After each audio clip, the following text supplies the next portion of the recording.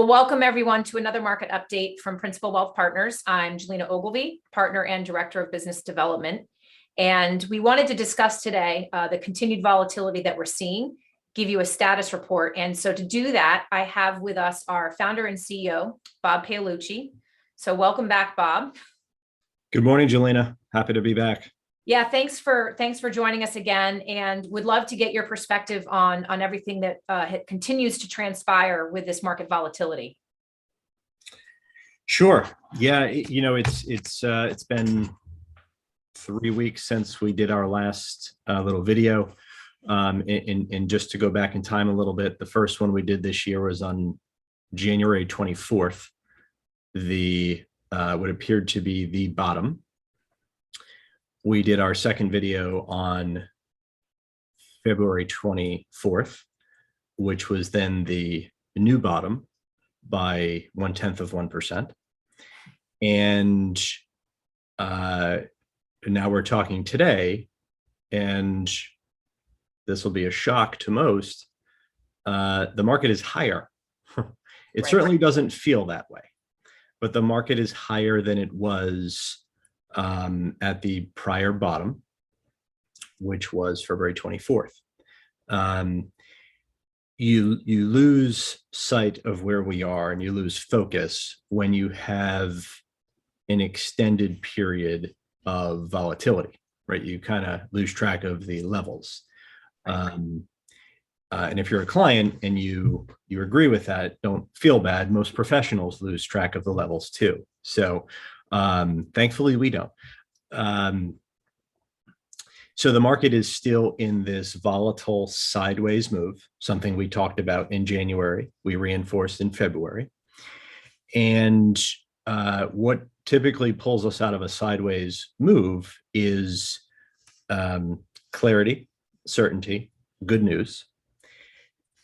And I don't know that we're going to get great news soon, but we are going to get more clarity. Ultimately, the market is still at the levels it was at in January, which were created by the Fed changing their tune. Correct. They talked about increasing interest rates as a way to potentially cool off inflation a little bit, and to also regroup, restock for fighting future bad scenarios, bad market events, bad economic events, so on and so forth. Right. Well, they haven't done anything yet, but they have changed their language. So Jerome Powell was interviewed about a week ago. And for the first time that I can recall, the Fed, prior to an official meeting, the head of the Fed actually said, we're going to very likely increase rates by 0.25%. To me, that was incredibly bullish. Mm-hmm. Why? Because all the investment banks, the big financial firms and economists, they were going a little crazy prior to the Fed speaking. They were saying that the Fed was going to increase rates 13 times, that the first increase was going to be 0.5%, or 2 hikes at once. Right. We even had some saying they should increase 4 times, 1 full percentage point in March. Right. Now, nobody is saying that, right? Right. So nobody is saying that because the head of the Federal Reserve, the entity that controls the flow of money and the price of money, said, no, we're not doing that. Calm down. We will likely increase rates by 0.25%. So that's a good sign. That means the Fed is paying attention and is willing to do what it needs to do in the short and long term. And is it fair to say, Bob, that the markets are still uncertain around the Fed because they haven't done anything yet? With the recent invasion of Ukraine, everyone's trying to decide if the Fed is going to change that tone again. That's correct. And we will know what they do next week when they meet. Right. So you have the market trying to guess and predict what the Fed is going to do. Right. Let's look to Europe this morning. This morning, they announced that they won't be increasing interest rates, but they will be reducing their balance sheet, right? They will be tapering away some of their bond buying, right? Something that the Fed mentioned they would do. Correct. But they also said, if that creates too much stress for the capital markets and the economy and liquidity, they'll stop. So what do we know? We know that this Fed that we have had really for the past 20 years has been overly transparent, nimble, and they adjust with what's needed. Right. For the past few decades, that has been the case, right? There's no reason to believe that that won't be the case. I'm still in the camp that believes that the Fed has been right all along, that inflation is transitory. I think obviously what's new is we spoke one day before the invasion of Ukraine last time on video here. What's new is the United States is going to rid itself of Russian oil about 40 days from now. Right. And that's not really a big deal. Russia accounts for 8% of our supply. Right. Europe is really the area that has the issue, right? Russian oil accounts for a much larger percentage of their energy consumption. Absolutely. And what happened there was the prices of natural gas and oil have spiked. So we might have higher oil and gas for another quarter or two, right?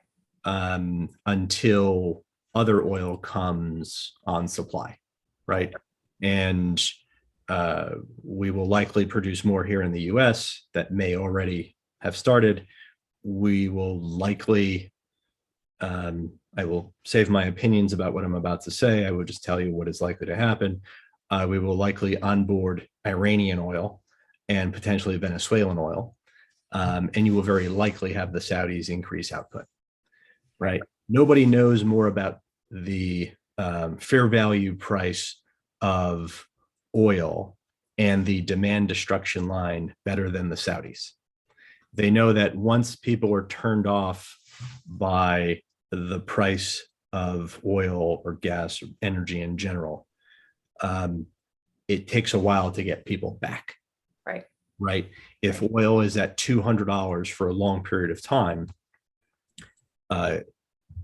you will have a massive amount of electric vehicles, way more than we see today on the road very quickly.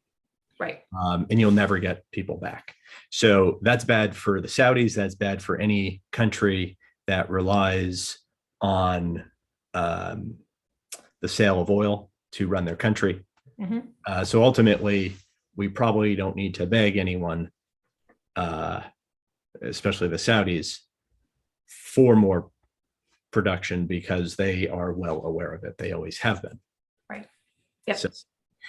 So that's coming. But ultimately, inflation may last a little longer at this very high level, but not much longer.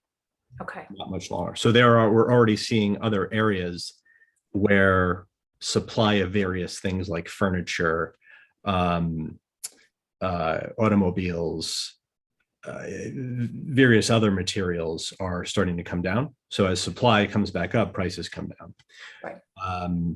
And this seems to be the view of many of the broad economists in the industry today. Well, not only the broad economists, but the professionals and big businesses who hedge and trade in the commodities markets. Right. If you look at forward pricing outside of the next 3 months, most commodities are priced significantly lower in future months than they are today. It's just, it appears that the next few months, there's a lot of betting, which is what happens in the commodities markets, going on, that short-term prices will remain higher, but intermediate and longer-term prices are on the decline.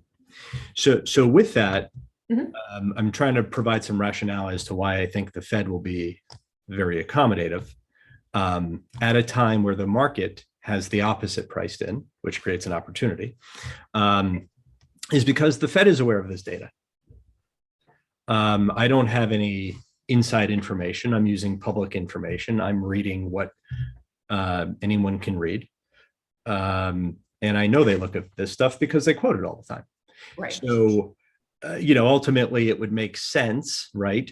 If you think about the strategy, to maybe increase rates a few times, 1, 2, maybe 3 times. I'm in the camp that it's going to be 3 or less this year, which, I sound like an oddball saying that when everyone is predicting 7, 8, 9, 10 times.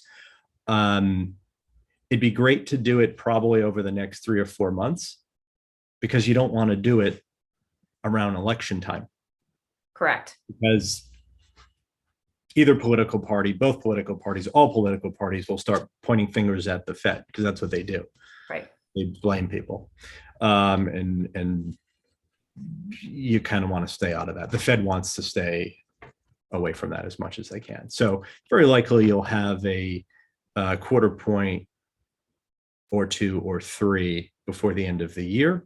And I would say look for the Fed to be a little bit more flexible, accommodative in their language, which may provide some relief to the market, seeing that the market is currently pricing in a very aggressive Fed for a long time.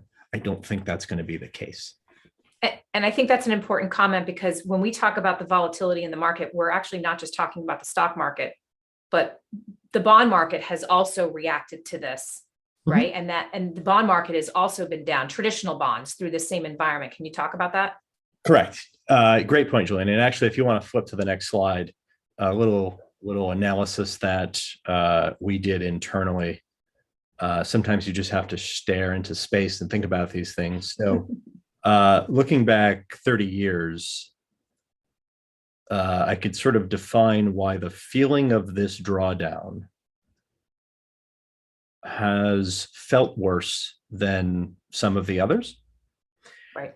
We did a screen to highlight quarters over the past 25, 30 years where stocks and bonds were down together, right? So a highly correlated decline in both the equity and aggregate bond market.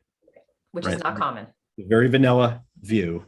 It is not common at all. Actually, this is the first and only over the past 30 years where you had a double-digit negative market decline, stock market decline, S&P 500, and the other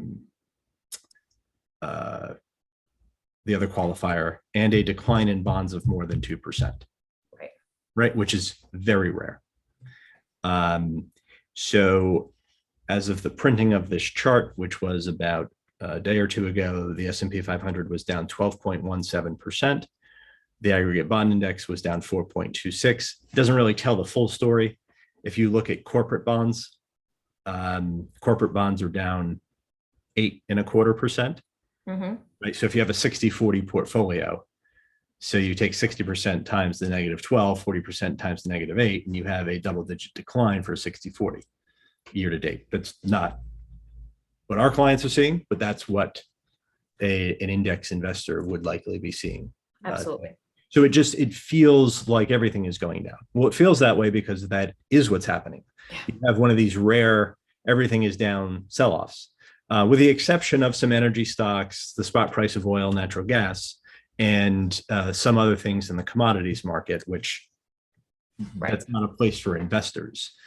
Who trades commodities? Well, most of it is hedgers and speculators. right? Sounds like a casino. Because it is. That's really what it's for.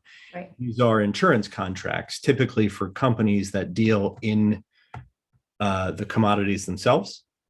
So energy companies actually hedge the price of energy. They have to, Right. because they can't tolerate price swings like this. Companies that deal with tons of steel, they hedge the price of steel. Companies that deal in aluminum, or any metals or any commodities, wheat, corn futures, pigs, right? Coffee, Starbucks, they hedge the price of coffee. So those markets are for really the users who need to hedge the price, just like you hedge the price of commodities. So, to our clients listening, the commodities market is not for you unless you are a qualified, experienced commodities trader. Futures contracts, remember, there's a time element and there's unlimited risk in the commodities market. Mhm. It's best to just look away for the time being. Right. And it's interesting, if you look at this slide here and you look at all of these previous environments where the stock and bond market were both down simultaneously, right? You have to ask the question, if this is one of the worst environments where this has occurred together, what is so different fundamentally with this market versus the others? Are we in a worse economic environment than the past ones? How would you respond to that? I would say this is one of the best economic environments we've ever been in history.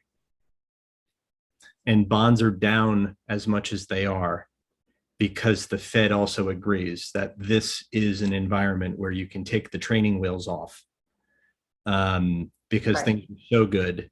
Net worth from everyone, by everyone who's listening to this call, is close to its forever high. It's never been higher. So if there's a time to tolerate or to put up with for a short period of time higher prices for various things, what better time than when your net worth is at an all-time high and you've been locked up for 2 years because of a pandemic, and you want to go out and do things and consume and live your life again. Right. I think ultimately, you hear these one data point people on TV saying, well, this could create a recession. Right. And we're recording this at a time when the masks are coming off a lot of the schools in the Connecticut area and around the country. Absolutely. Yep. Yeah. We're getting back to normal. Yep. And short-term higher prices for various things is not going to get in our way. Okay. But great question. So why are bonds down? Well, because the Fed is increasing rates. What does that do to yesterday's bonds that have a lower rate? Well, it brings them down in value. Why? Well, because new bonds will be issued at a new higher rate. And who wants yesterday's bonds at a low rate? Nobody. So how do you sell them? There's got to be a market for them, right? Right. You mark the price down. So we're showing you price return of Right. the index. Comes down to supply and demand. Absolutely. Yep. Thank you for that. So we wanted to get that in front of you. That's something that people don't talk about enough. And there are a few other fun things. So if you give us another 10 minutes or so, we'll talk about some basic stuff, some high level concepts, and probably for an additional 20 minutes, if you want more. And again, if you really want the fear inside of your head to go away, you'll probably want to listen to the context that we're about to provide. It might make you feel better. And I promise we will give you mostly facts mixed with some of our opinions. Go for it. So why don't we flip to the next slide and we'll talk about those things. Yep. Oh, this one's fun. So how about that chart? This is my career. I started in 97. So I feel like this has been my professional experience in the industry. Julina, I'm sure some of our clients have heard this, and it's cute to say this. But when people say stocks go up always over time, isn't that what this chart shows? Right. Right. And then I get cute and say, well, yeah, they go up almost all the time, other than when they're going down. So think about this. Going down creates an opportunity to get on board before they go back up. Right. And that's a very vanilla, basic way of saying it. But boy, is it true. Right. And we're using facts and history, math, science, whatever you want to call it, on this chart. This is what happened. This is what happens. The We roller can- coaster. It's a roller coaster, but this chart starts in 96. We can go back another 50 years. We can go back another 70 years prior to that. And the chart looks the same. If anything, it looks better and steeper. The market goes up always over time. Why? Well, you have to remember that the market is filled with companies. Companies are run, managed by people. Those people have strategic plans. They can pivot. They make decisions. There's the cost of capital. They can issue bonds. They could borrow from banks. They could use their own cash. They can hire people. They can fire people. They can lay off people. They can furlough people. They can increase prices. They can decrease prices. They can change their product.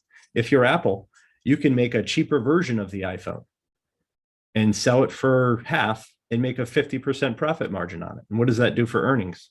They go up. Right. So you have to be mindful that people, businesses, they pivot, they adjust. During the pandemic, restaurants went from saying we will never do takeout to we will only be doing takeout.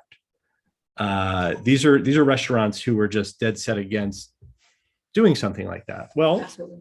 when faced with very few options, they figured it out and they adjusted. I mean, everyone listening to this video, probably two people, me and you, kidding. We wore masks in public. Some of us are still wearing them. Right. We, many people who never got a flu vaccine got a COVID vaccine, right? So people adjusted. Right. Adopted new ways to move forward. And we always have to remember that in times of panic. Yeah. And when the going gets tough, people get tough. Yeah, And absolutely. businesses get tough. And you know, it's always figured out. So I want to be mindful that we're talking about a 12% sell-off from an all-time high. This isn't the pandemic. This isn't March 23rd of 2020, when the S&P 500 went down 35% in 25 days. Right? Absolutely. Yeah, this is the Fed saying we're taking the training wheels off.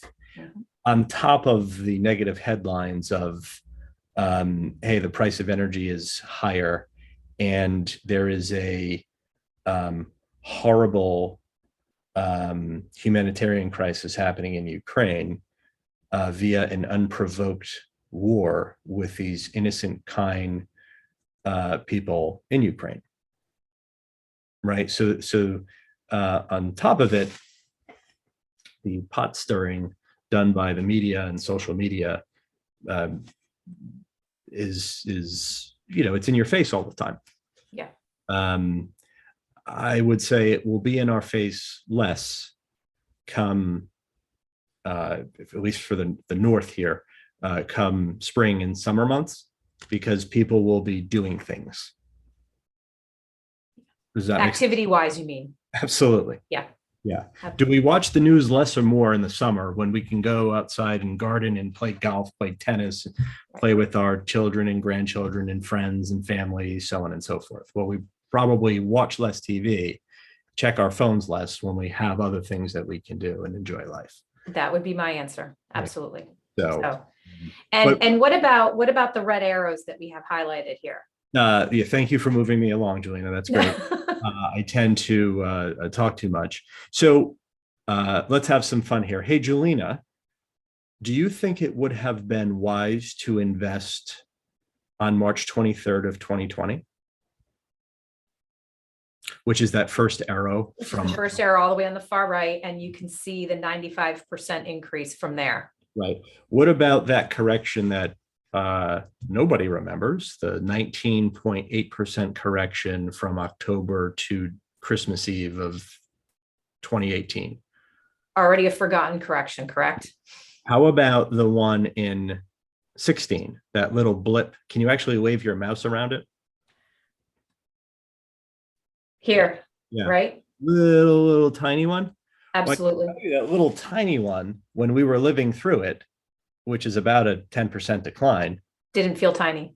it didn't feel tiny. None of them do. Right. A 5% decline is uncomfortable. A 15% decline is uncomfortable. A 20% decline is uncomfortable. What I wish for is that it happens overnight so nobody sees it. And we have enough time to take advantage of it. But, nobody's going to listen That's to a it. perfect world. Exactly. So how about, let's see, I have to squint to see these, 14 and 15. Do you think those Right would here. have been good times? Now we're cheating because we're showing you what actually happened in the future. We're using a lot of hindsight here. Yeah. Yeah, it would have been great. Would have been great. What about the one prior to that? And Do you down remember, here, do you remember QE2 and QE3? right? Quantitative easing from the Absolutely. Fed. That was the Fed rolling out a few other programs because the market and the economy were, struggling to get by a little bit. So that was back in 2011 and 2010. Another Absolutely. great time to buy, but trust me, not a lot of people wanted to. Yep. And then you had, a great one. You had the Whopper. Yeah, then the Whopper here was in 08, 09. Market actually bottomed March 9th of 2009. Right.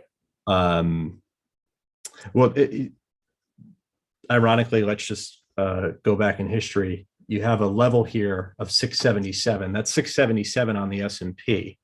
Intraday, it actually hit 666. Now, if that's not a sign. Anyways, the level of the S&P right now is 4,248. Exactly. So, that doesn't include dividends because we're just looking at price levels. And then just for fun, if you go back to the tech bubble implosion, imagine if you bought there. Right. So, long story short, these sell-offs are normal. They happen often. And for us, we like to take advantage of them. However, we have strategies for our clients that are born out of financial plans, listening to the goals of our clients, the needs of our clients, income needs, cash flow needs, risk tolerance, that to us gives us the framework for customizing asset allocation for this client and how we're going to continue to achieve their goals and help them live a wonderful life and very likely pass on wealth to future generations. So within that framework, I don't want anyone to think that we're going to sell all of your low or no risk assets to double or triple down on risky assets. There are few periods where we will do that. If we see a 30% decline in a market, that is something you want to buy. That is not something you want to sell. Why do I say that? Because that's never been the case in history. Right. Ever in history. So that is when we will take our clients from their target allocation up to maybe an extended allocation when the time is right. For these events, we're not really fazed by them. They do create opportunities where we can move, a few percentage points from one asset class to another. And we have been doing that. And if you're listening, check your email, check your accounts. We've made some trades along the way. You see us nibbling here and there. Right. That is the absolute right thing to do. Absolutely. And thank you for saying that, especially the importance of having the plan and following the plan. You can create opportunities, environments, but it doesn't mean you're necessarily selling everything and starting over. Absolutely. Right? And, it's trying to change the mindset. I'll never be able to do this, but I won't stop trying. Ultimately, you want to buy things on sale, right? Imagine if your dream house was on sale for 15% less and you were actually shopping for a house, or that pair of boots that you wanted went on clearance, or that collectible car that you've been looking at all of a sudden dropped by 10 or 15 or 20%. You'd probably take a look at it. Or in today's environment, this one will be fun. Imagine that boat you've always wanted went on sale. You would buy it. That's funny. You would buy depreciating assets on sale, but you won't buy the market, which generates income and appreciates always over time on sale. Right. Right. So trying to get the mind to accept that is so difficult. But that's why we have jobs, right? That's why we have a career. Doing what we do for clients is more than just investment management, asset management, net worth statements, financial planning. It's emotional coaching, it's therapy, it's talking people off the ledge, right? There's so much that goes into it. So Yeah. we're happy to do it. It could be stressful at times, but we're happy to do it. I'm going to tell a quick little joke here. It's not really a joke, it's just a silly statement. When you have volatile markets, as a financial services professional, I think we at our firm, at this firm here, we do an exceptional job for people. I think number one, because we know our role, we know the purpose that we serve, we know who we're doing it for and what it means. But you can create this parallel to surgeons. Imagine if surgeons didn't sedate their patients prior to surgery. Imagine if the patients were fearful and nervous as they were having brain surgery done, and they were saying, hey, why don't you do it this way? And why don't you pull this out? And why don't you cut here? I now understand why surgeons sedate their patients. Calm down. We have it under control. We know what we're doing. We're going to, everything's going to be fine. Right. And it's best that you don't pay attention. So we will sedate you. Yeah. And, there's going to be a little bit of rehab, but that, generally speaking, is the worst of it. Yeah. I'd like to think that we are very good surgeons just based on our track records in the industry since we all started in the industry. Together, we have over 150 years of combined experience. Mm-hmm. So that's a silly way to look at it. But if you think about it, if you think you are a qualified surgeon and can make the right decisions, and you digest the 200 or 300 data points that we digest, and any successful industry professional digests, then have at it. But you probably don't need us. Right. We tend to work with clients who need our help, want our help, and they're willing to delegate to us. So, this is when we tend to do our best work. Mm-hmm. And thanks for sharing the story, because it's another reminder that the emotions tend to drive sometimes decisions that are not in our best interest, regardless of, not just in finance, not just in investing. In every aspect of our life. Yeah, absolutely. Okay, great. Let's talk to the next chart, which is the price of panic. This is a great chart. Opportunity cost is something that we never think about, right? We take it for granted. And, when you have money, certainly when you have a lot of money, you can make mistakes and they're not very costly. Mm-hmm. Or at least that's what you think. Well, they are very costly. I think when you make major mistakes and you have enough money, you just turn away from the opportunity cost. Right. Well, here it is, right? So going back 60 years or so, this is the price of panic. So if you stayed in equities with $10,000 from 1959 through the end of last year, you'd have $5 million today, right? I think this through all those environments that we highlighted on the other page. Through all of those, the world never ended, but it felt like it was going to events. Since 1960, you'd have $5 million today. So if you turned a blind eye to it, you didn't interrupt the surgeon, and it was all in the equity market, this is what it would look like.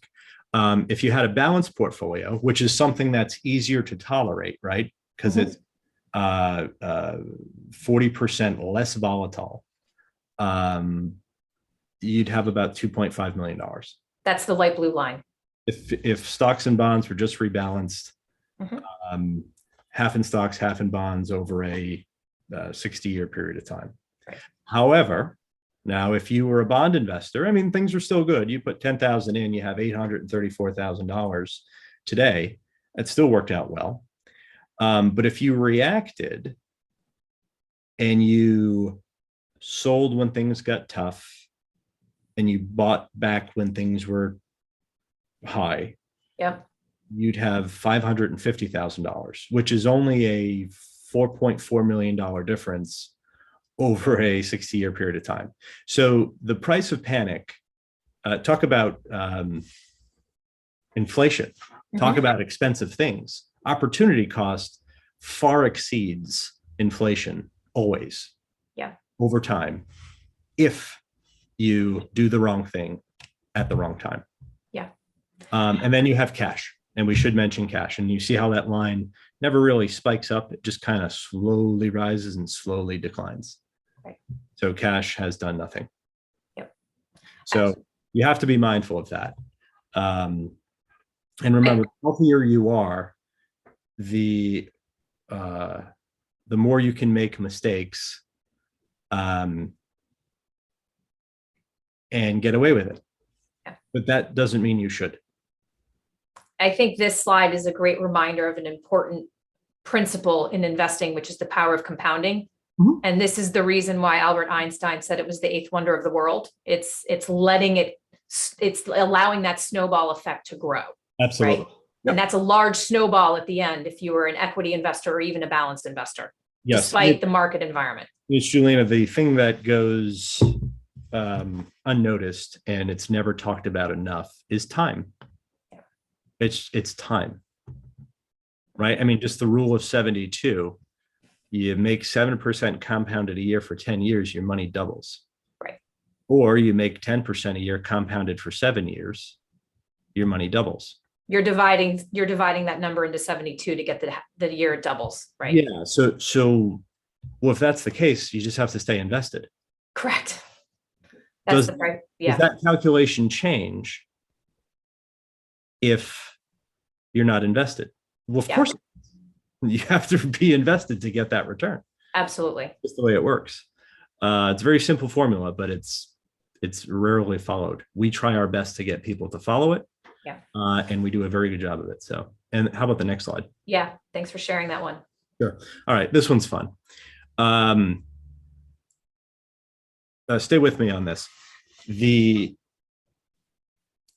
One of the indicators, and I stress there's one that people talk about because it's relatively easy to understand, is PE ratios, the price to earnings ratio of the market. Again, there isn't a single indicator that anyone should put all of their chips on. This is one of hundreds, right? But when you look at this, price to earnings ratios of the market. So we have had a huge decline of the PE ratio of the S&P 500. It's this decline over the past 70 days puts it in the 99th percentile of drops. And there have only been a handful of other drops. You can read it on the screen: April of 2020, March of 2010, November of 08, April of 92, December of 87. December of 87 was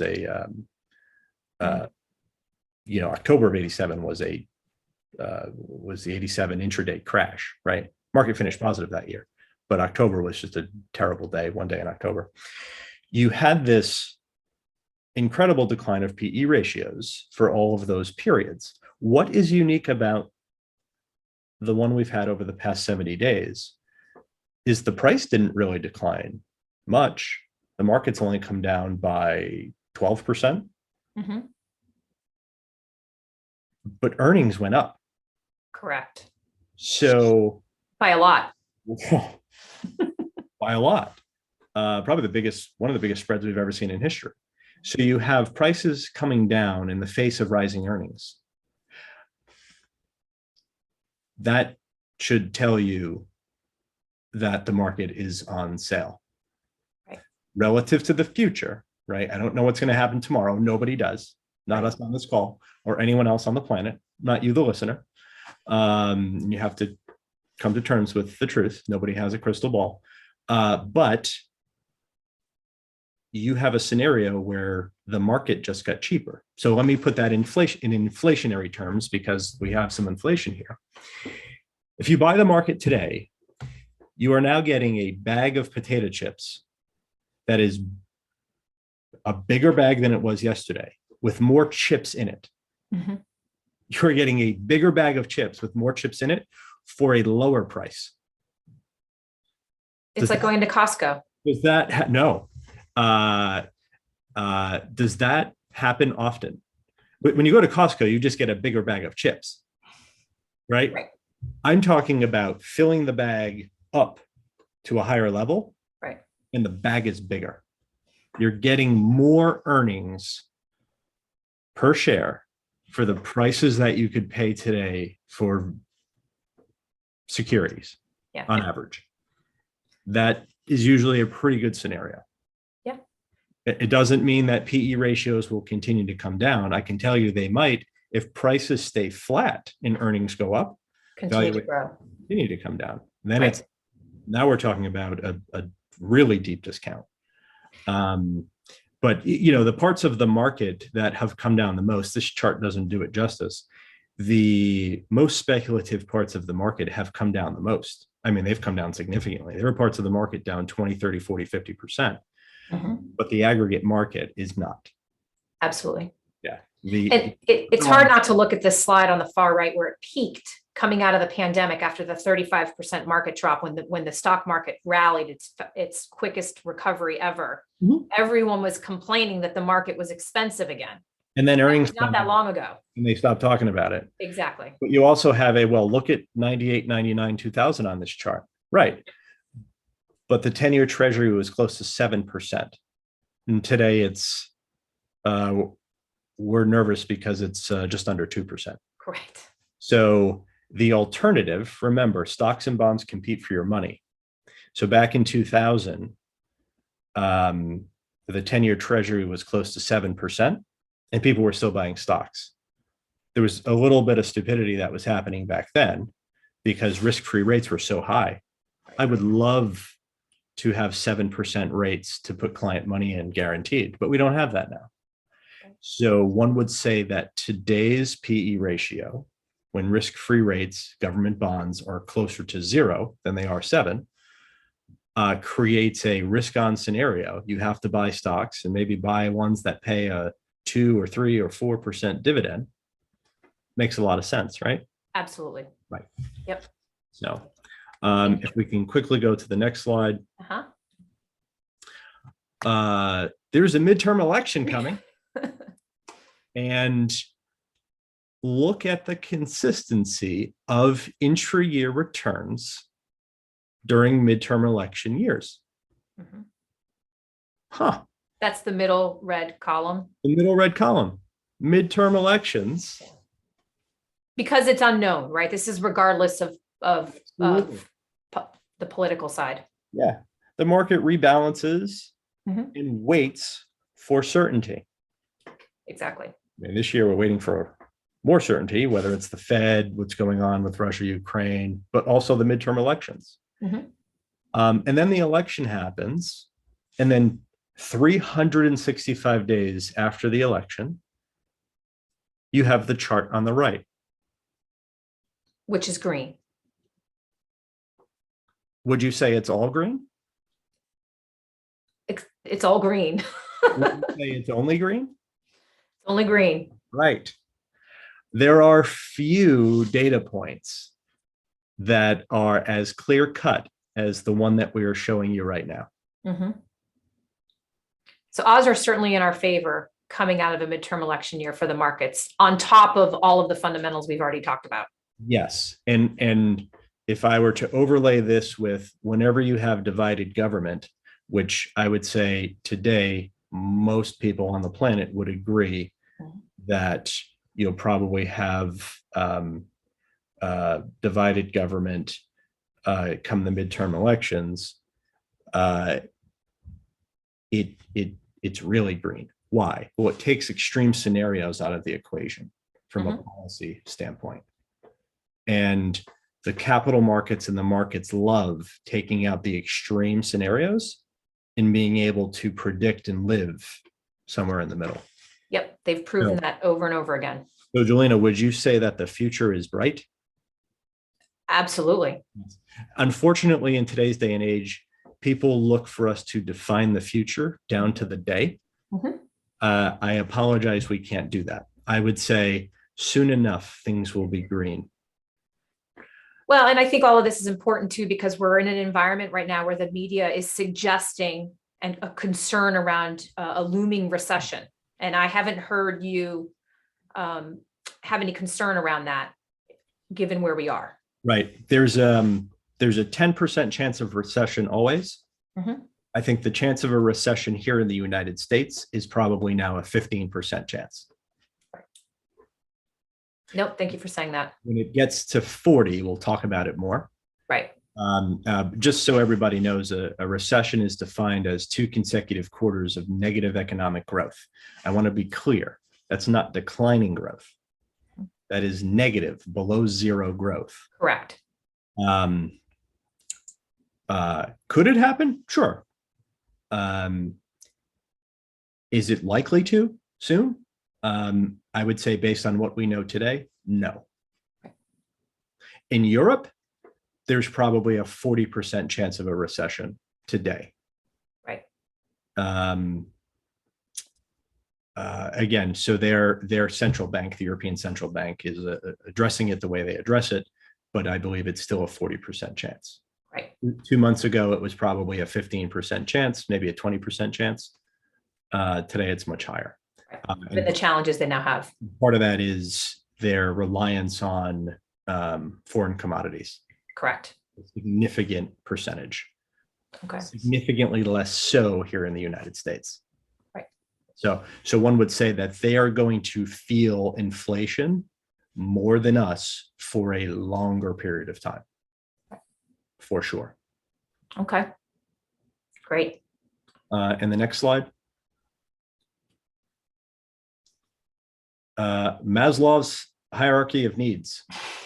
This one's cute, but when you look at this chart, and many people, if you're still tuned in, you may be familiar with this. If we look at the levels of this pyramid, we try to get people to the top of the pyramid at all times, right? Exactly. We're fortunate. We deal with very successful people, some of the most successful in history. And they've achieved many, if not most of these. But during times of panic, they revert back to the second tier, where you need security, stability, predictability, protection, freedom from fear, finances, so on and so forth. Mhm. We work with clients that don't need to worry about this stuff almost ever. Right. But sometimes they feel like they need to worry about these basic things that they've achieved over their lives, throughout their career. Right. We have to sometimes remind people that they're closer to the top of the pyramid than they are the bottom. Right. And I think especially over the last few years, given everything we've gone through with the pandemic, I'm sure we've all gone through this at some point. Absolutely. Yeah. Absolutely. It's natural. Right. Yeah. And then there is the next slide, which I believe is the last one. Chronic fear. Chronic fear. So we have a very small percentage of clients who I would say worry about money every second of the day. And through our lens, we can see how it destroys them, their family members, all of them. It rules their mind. It negatively impacts their health, their brain, their persona.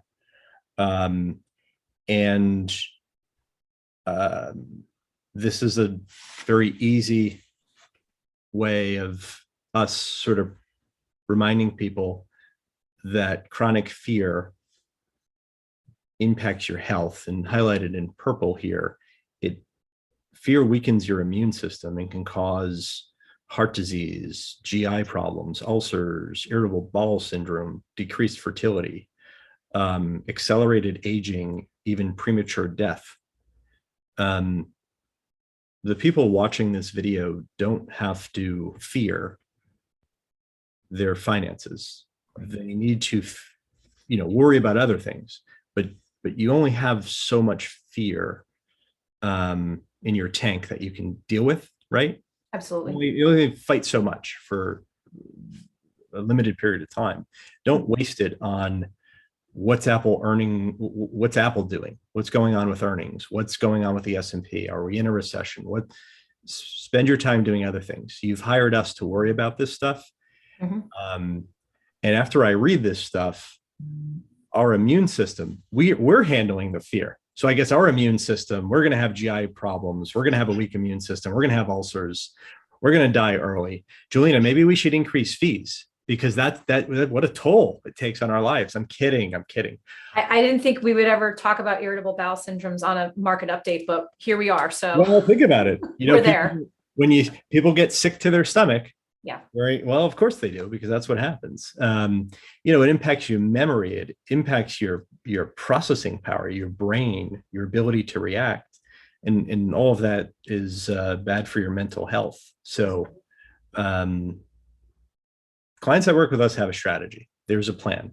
There's an asset allocation. There's rebalancing that happens always over time.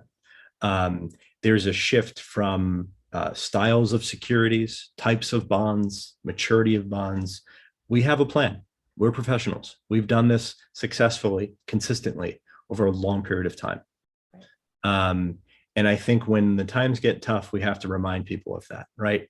Why is there fear out there? Well, it's really the unknown and uncertainty that creates it.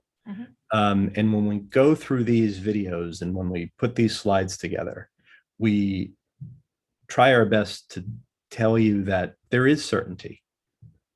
Don't let short periods of time project out that bad things will last forever. Absolutely. You have to be mindful that the future is almost always brighter. Certainly in our industry, investing in good securities, having a strategy, sticking to it, working with a good business partner or good business partners works out well over time. You have to trust the process. Absolutely. Yeah. And part of the process is going through the emotions. I think sometimes we joke a lot about our role being sometimes more on the psychiatry side, right, than on the, than on just the financial planning side. Yeah. So that's great. And I say this, and we're doing this. Why are we doing this call and presentation? Because nobody is calling us. So I feel like this is a great way to reach out, right? We have our normal meetings with clients, but also keep in mind we have to trade, rebalance portfolios, service clients, talk them off the ledge when that's needed. But for the most part, nobody's calling us. I think I fielded 2 phone calls from 2 people that worry about everything all the time, right? So that's natural. But I can feel if you do this well and you do it for a long period of time, you can take the temperature of the audience, right? Right. Sometimes you just feel it. You don't need to speak to them. I feel like these things are needed. Maybe they're not, and maybe nobody's listening. But if they are needed, hopefully this helps.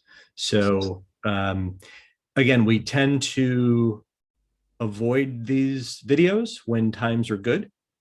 Our view of that is we don't want to waste your time because there's better things that you can be doing. When the times get tough, we want to remind you that we're here. We have a process. We have a plan. We take action. We take advantage of the opportunity that the markets present us. Right. And we're always ready to pivot as needed. As the facts change, we adjust as well. Yeah, absolutely. And so is it fair to say in my simple summary here, right, that we're very aware that the markets continue to be volatile, but they're not as volatile as they were earlier in the year. Now this volatility is range bound, at least as we record this video. And that could continue. It's a midterm election year. But fundamentally, the economy looks solid. And there's opportunity, given where the markets are today, to build on. Yeah. Volatility creates opportunity. Yeah. Okay. Without it, there is no opportunity. Absolutely. So if you can change your mindset and embrace the short-term pain, it will create long-term gain. Yeah. And I say that because it has always over time since the beginning of history. And there's a good chance that that continues. There's a lot of data to look at. There's a lot of data to look at. Okay.